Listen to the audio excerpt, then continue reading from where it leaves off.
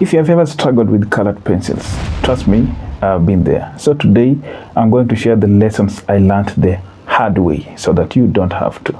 Welcome to my YouTube channel. Let's go.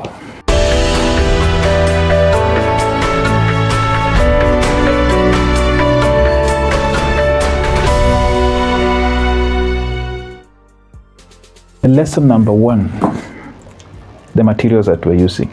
Specifically, I'm talking about the paper. Paper matters. It matters more than you think. So what's the mistake that you do? You use a cheap paper, a light paper that does not have that amount of weight that is needed when using colored pencils. Well, using smooth or a cheap sketchbook paper, that's what I mean. So what happened, you cannot layer it, all right? And the color may look dull on that paper. Well, what you are supposed to do, you just have to use a toothy quality paper, like you can have Bristol, you can have ivory paper, we have Fabriano, Strathmore for better layering. Well, talking about that thickness of the paper or the weight of the paper, 300 GSM is fine. That will give you excellent results. Well, the lesson number 2, now here we go to don't rush the layers. This is the one thing that you have to get into your mind. Well, that mistake is trying to get deep color too quickly. Well, it doesn't work like that.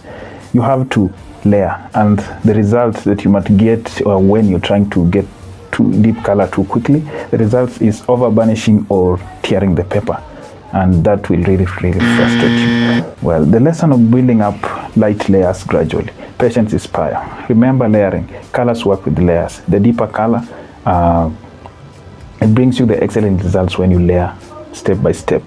This is a step-by-step process, so you have to take into account every step of the way, and after you have also mastered how colors work. That means the color theory.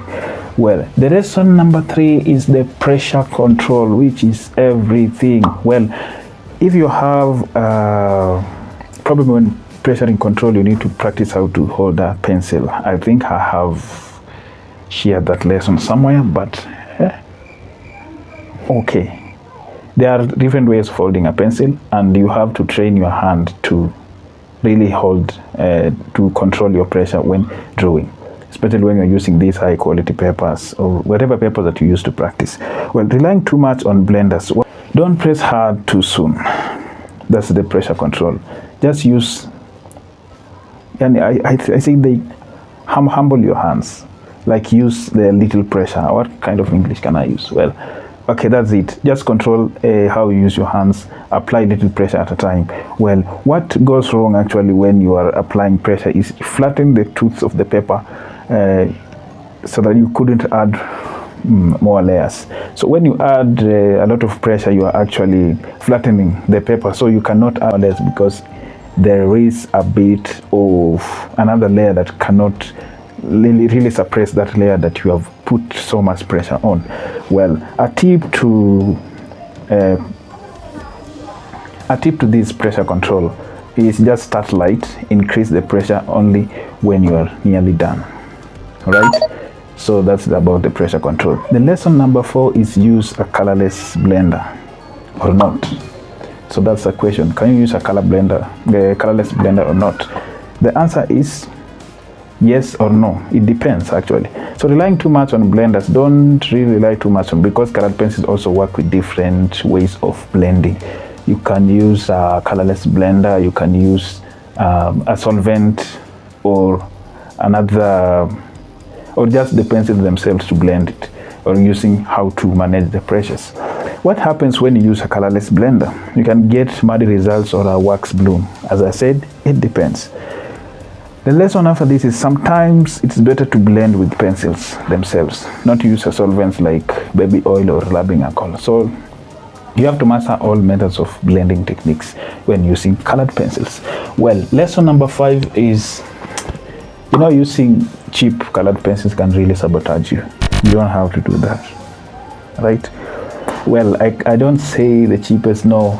There can be average or expensive colored pencils. The highest, I can say that the most quality colored pencils, the Prisma colors, yes, and also some form of Faber-Castell, a brand, Yeah, those actually the one of the best colored pencils to use. But the average medium ones we can have, there are some brands also, Faber-Castell and Pelikan.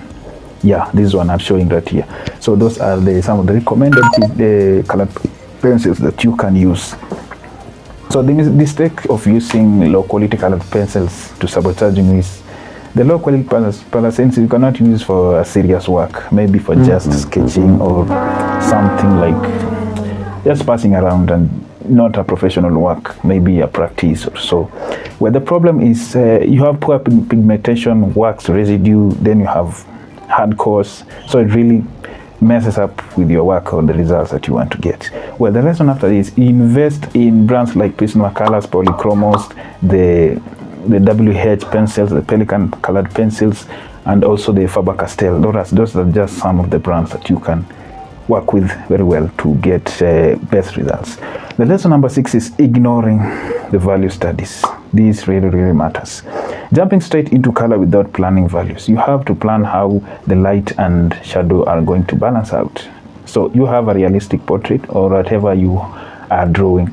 So you have to really plan out how you are going to shade them, blend colors, so that it comes out exactly the way you intended them, maybe according to the photo or maybe according to how you think or how you have planned it to be, depending on the style that you're using. Well, do grayscale sketch, thumbnails, and map lightly shadow first. So that's what you can do. You can use as grayscale first so that you can measure the level of lightness or darkness. That's to measure the value scale. The lesson number 7 is, this mistake that you are doing most of the time. You don't practice. That's everything. Practice. Not practicing texture techniques. That's actually a very big mistake.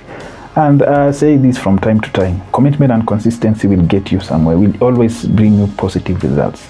Be consistent.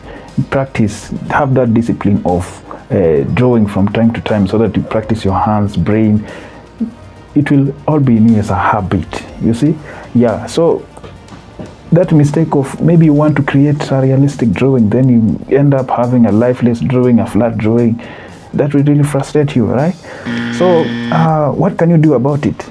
Just start working on your skills. Work consistently and be committed in your work in terms of improving how you texture your drawings.